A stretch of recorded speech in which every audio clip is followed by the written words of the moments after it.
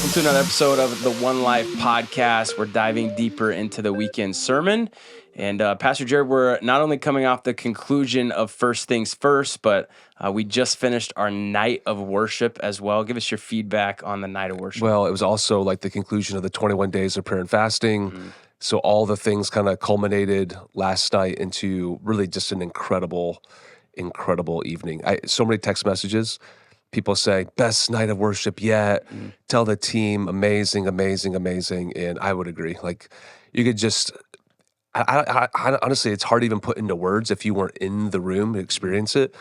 But just walking in and you could experience, or you could feel, I would say, something shifting in people even before we dived in. So, and that's a huge part of just creating the atmosphere. Like, you know, and I would say it this way, it all plays together of like lighting and what people are walking into.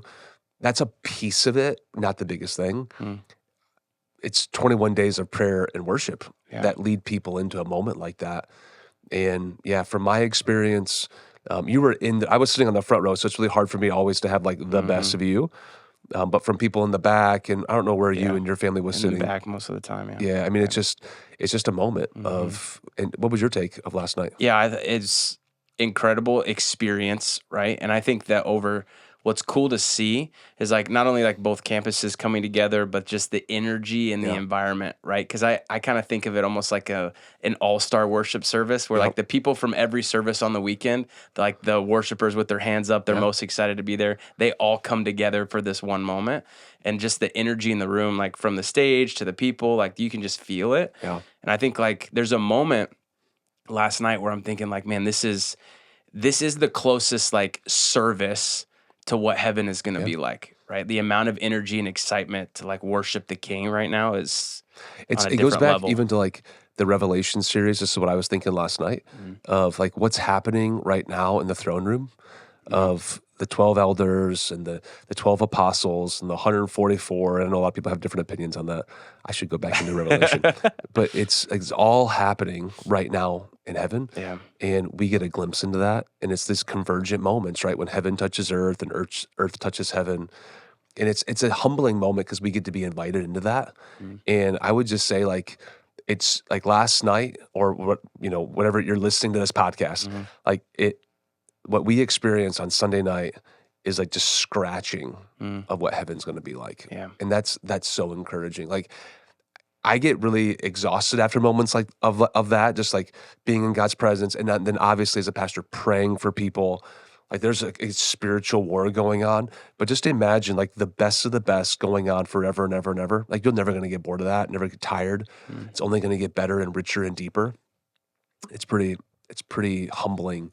Yeah. Just to have a moment of that. So I'm so proud, like as a pastor, of our staff, of our team, but ultimately like seeing like a worship culture shift in our church over the last 7 years as the pastor has been one of the most encouraging things that I get to be a part of. Yeah. That's probably the easiest way to say it. Yeah. And people getting it. And you're right. People that come to nights of worship, they're like it's the most Christian service that we do all year long, right?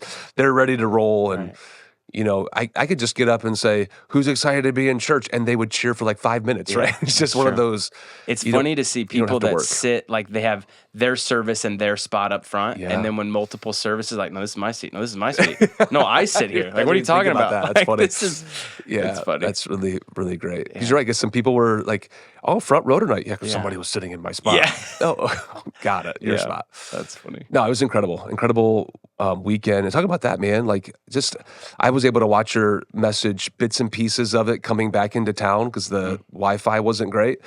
But then last night I was able to catch up. So way to go. You crushed the weekend message. And I usually get, like, this is just insider pastor language. I usually get like, you know, emails of when guest speakers come in of something they didn't like. Heck, I get that when I preach.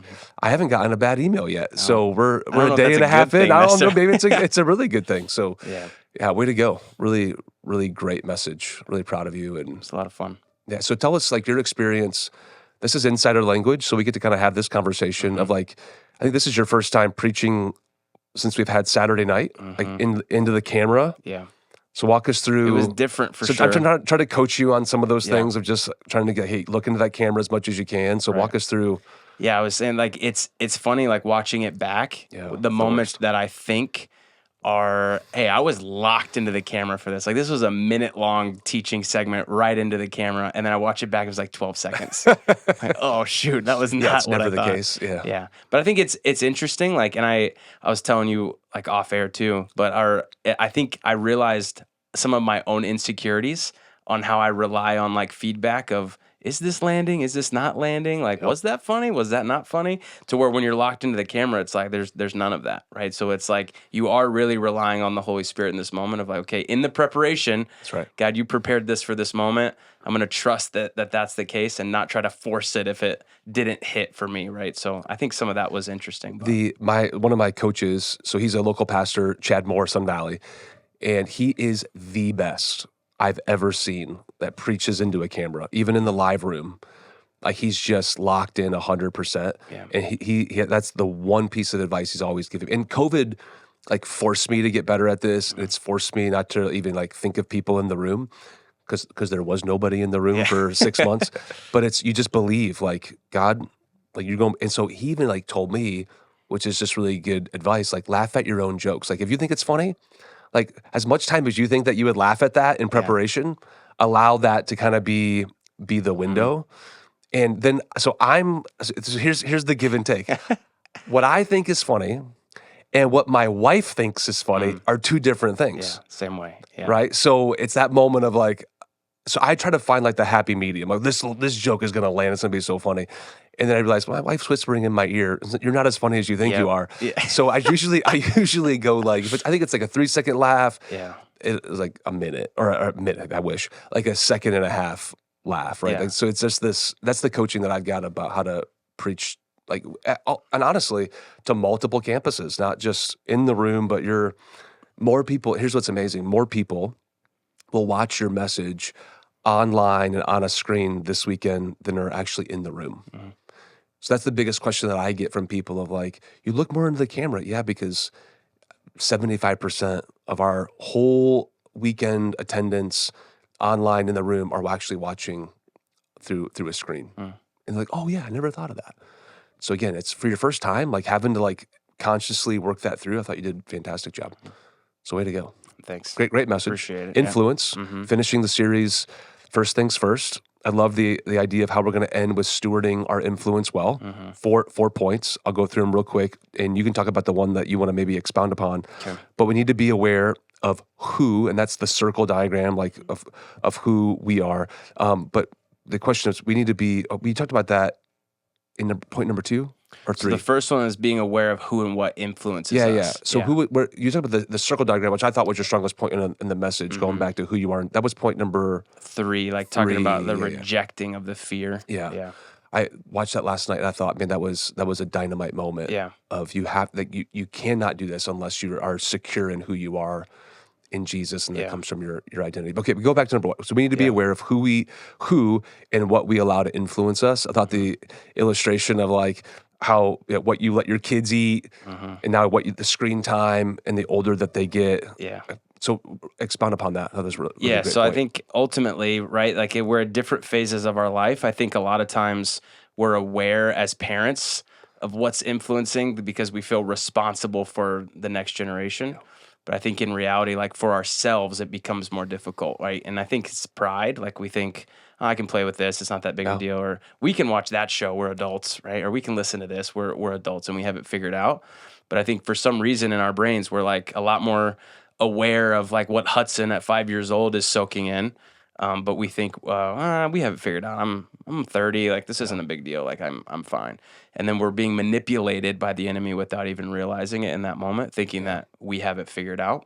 It was so good. And so really the first step in being influential is being aware of the things influencing us. So a practical thing that Amanda and I do now that we have preteens, every one of our kids is 10 to 13.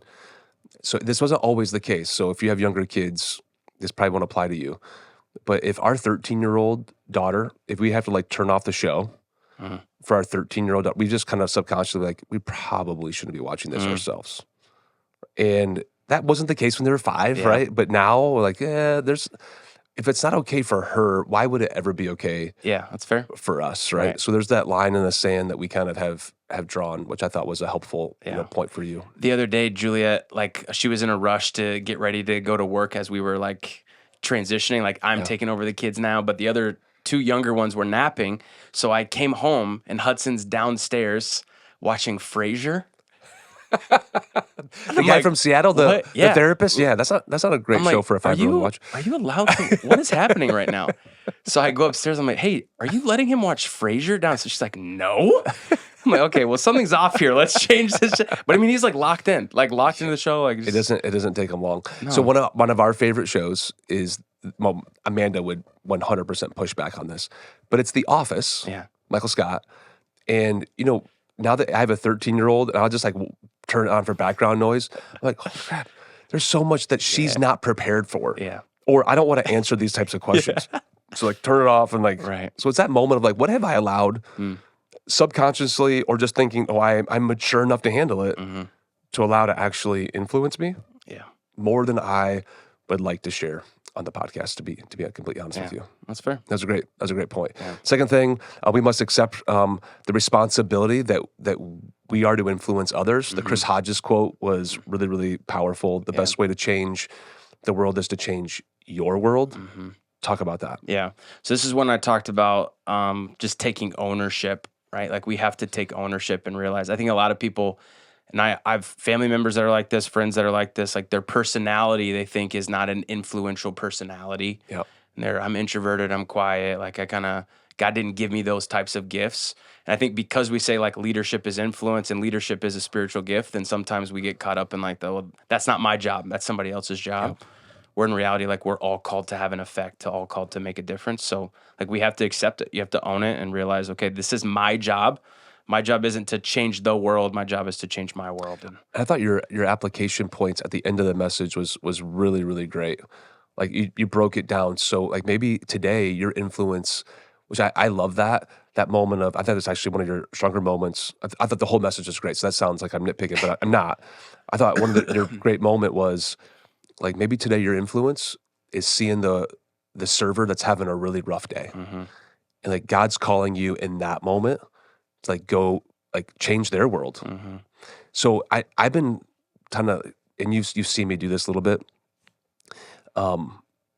God, help me pastor the people that you put in front of me today.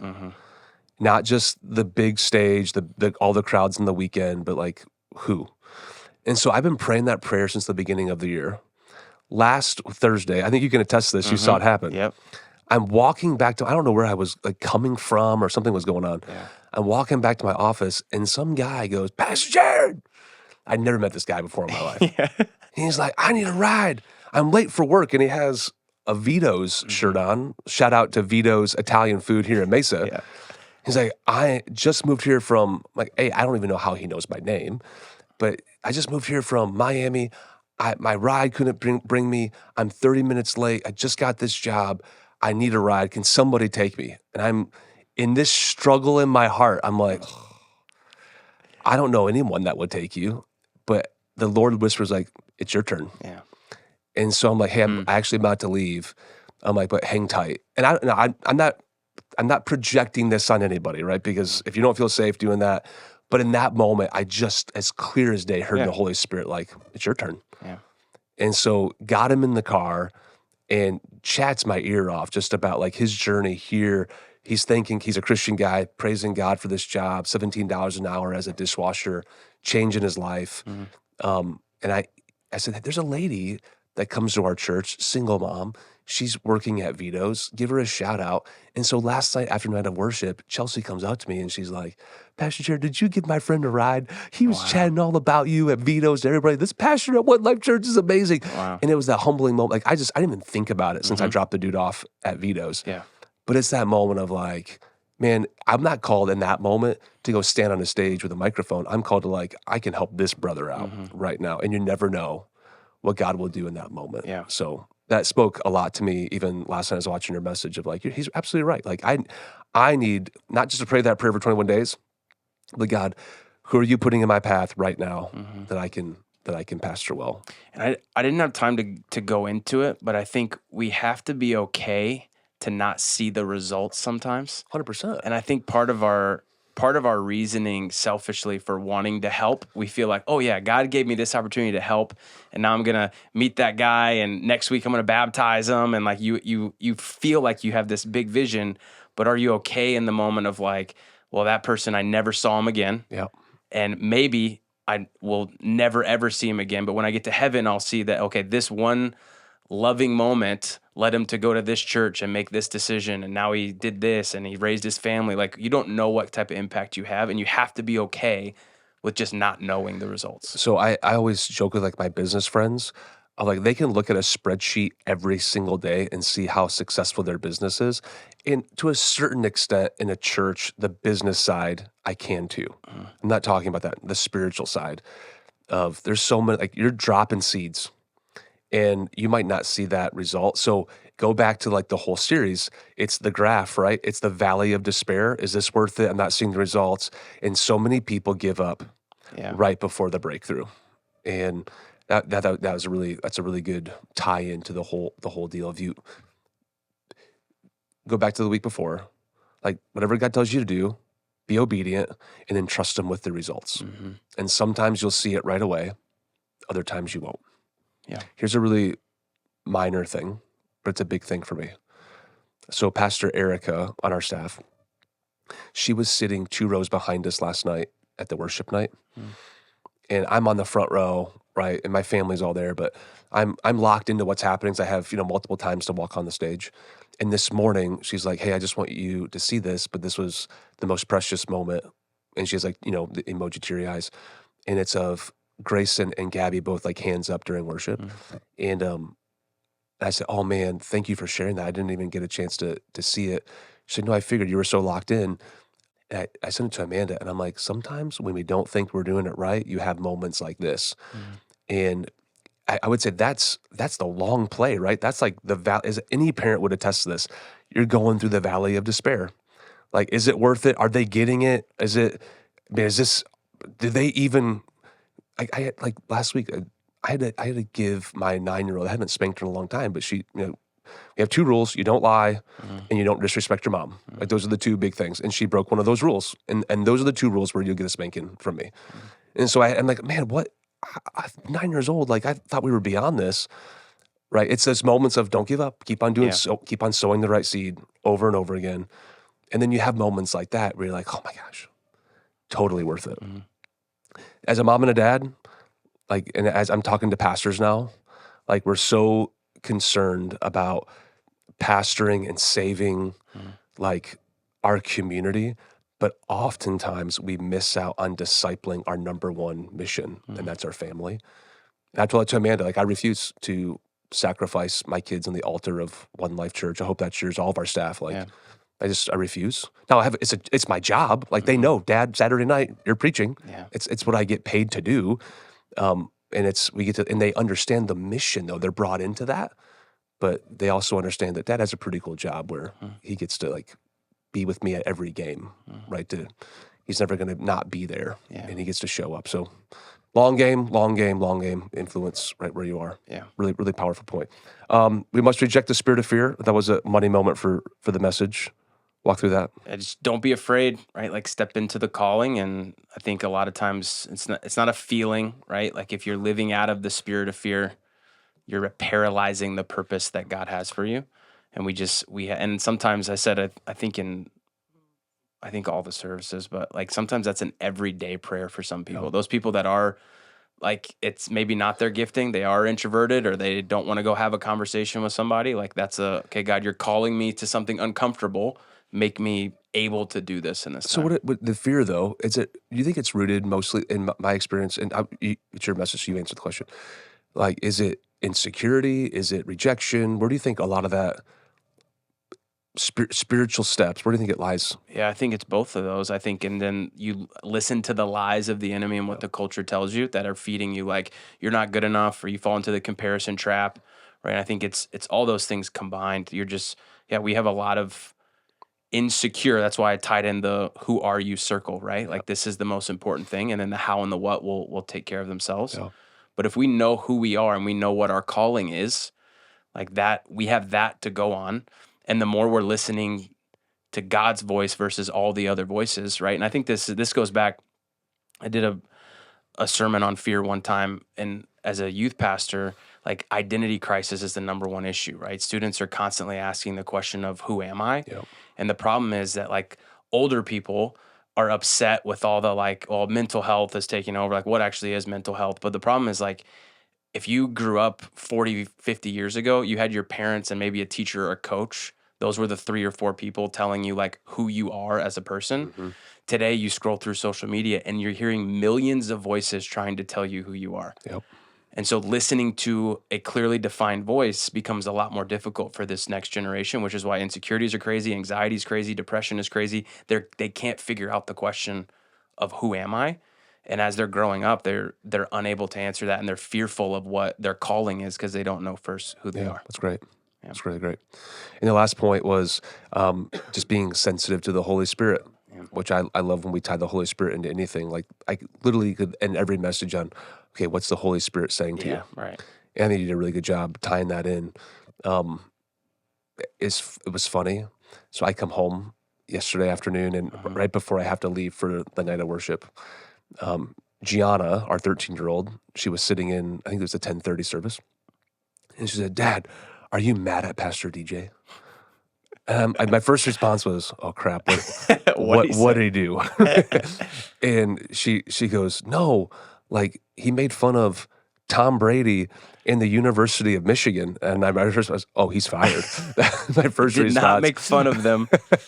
But last night, like at the night of worship, talking to different people, that was several comments to me of like, he thinks like Jesus and Tim Tebow I didn't say that and either. Tom Brady is like all the way down here. Anyways, it definitely gave people a lot to remember, which I think those are always the best messages. If they're talking about them with certain detail, like later, that's always a good thing. My line was, is it possible that you may think that I'm more spiritual because Tim Tebow is obviously more spiritual than Tom Brady, but Are you sure about that? Based off of things, yes, I would say. Please don't get specific because I don't think I could defend I don't Tom think Brady. So either. I cannot defend Tom Brady's character. Yeah.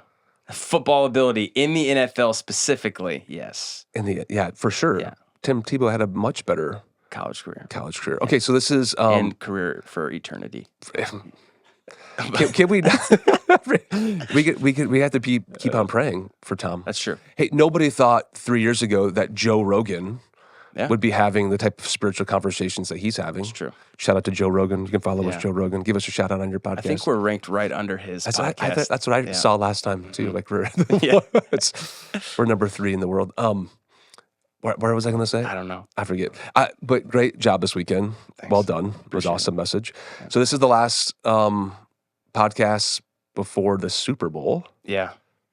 So what who do you have? Give us the predictions, and people can write them in the chat. We got to this is a giveaway moment, always like cultural thing. So what are we going to give away? Anybody in the we have hoodies or beanies? They got an email. Well, actually, let's just do it in the comment section on YouTube. Watch on YouTube. Like it.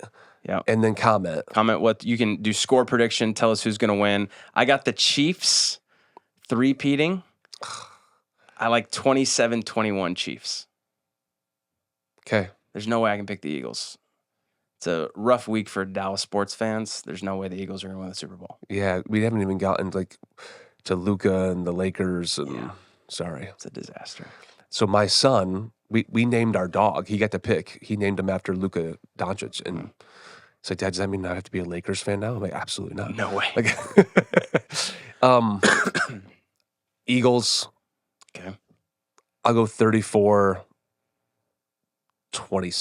Okay. We'll go with that prediction. All right. We talked about this a little bit last week. Even though I love Patrick Mahomes, like his greatness, just can't. I have to go with the Eagles. It'd be fun weekend. You have any specific foods that you love to eat? Not really. This sounds bad, but I probably eat way too much like football food on a regular basis. So I've cut back dip it from in that the ranch last dressing, few and you're weeks, good to but go, yeah. right? Yeah, that's right. Wings, pizza, love it. It's good to go. It's textbook youth group food. Yeah, Yeah. it's okay. You were a youth pastor for a time. That's Yeah. I'm trying to get my body not to look like a youth pastor, but it's still there. What a is little a bit. body like a youth pastor? Like they drink Mountain Dew and eat pizza 24/7. Yeah. What they love. Yeah. Yeah. All right, man. Good Well, stuff. Good job this weekend. Great weekend. All in all, 21 days of prayer and fasting, night of worship. Man, just a proud pastor today. Yeah. Like it's been a great season. Real quick before we leave, Yep. Hidden Beauty coming up next week. Yeah. Grand opening of the East Mesa location. Yes. Give us just a small glimpse into the book of Ruth. It's a love story. I'm going to start off the message like this. If genres of movies is probably the best way to say it. If you love a good old fashioned rom-com, and I do, the book of Ruth is for you. Nice. That's all. It's kind of a cliffhanger, but it's one of those. It's a great story. It's one of the only, this is fascinating too. I'll mention this week one. It's one of the only books of your Bible where there's not like a miraculous sign of God. There's no parting of the Red Sea. There's nobody being raised from life. It is a dialogue, and 55 of the 85 verses, women are talking. It's 100. I don't mean that in a bad way. Like it's just there's a lot of detail that we have to go over and cover. But it's great. It's a rom-com, and I can't wait to walk people through. Next week, are we going to rank our top 5 rom-coms? Come prepared. Okay, I will. I don't even know I what may that have means. only seen 5, but those are going in my top 5. I doubt that. I bet you've that's seen fair. hundreds of rom-coms. For the podcast sake, I probably Just narrow it down to the top 5. That's a good point. Yeah, that's next week. And what was the second question? Hidden Beauty? Anything else? Oh, no. East Mesa. Yeah. You talk us through. I am so pumped. Yeah, it's gonna be a really fun experience. I think we got like donut walls, we got music outside, we got inflatables. It's gonna be an absolute blast. Did you say that right? You have an adult inflatable? It's an interactive game. It's a football themed one. Oh, that's perfect. Yeah, it's Super Bowl Sunday, so it's gonna be great. Yeah. Yeah, don't miss it. Invite. It's gonna be fun. Watch and see what God does. All right, remember the church is not a building we sit in, it's a movement we get to be a part of to reach one more life for Jesus.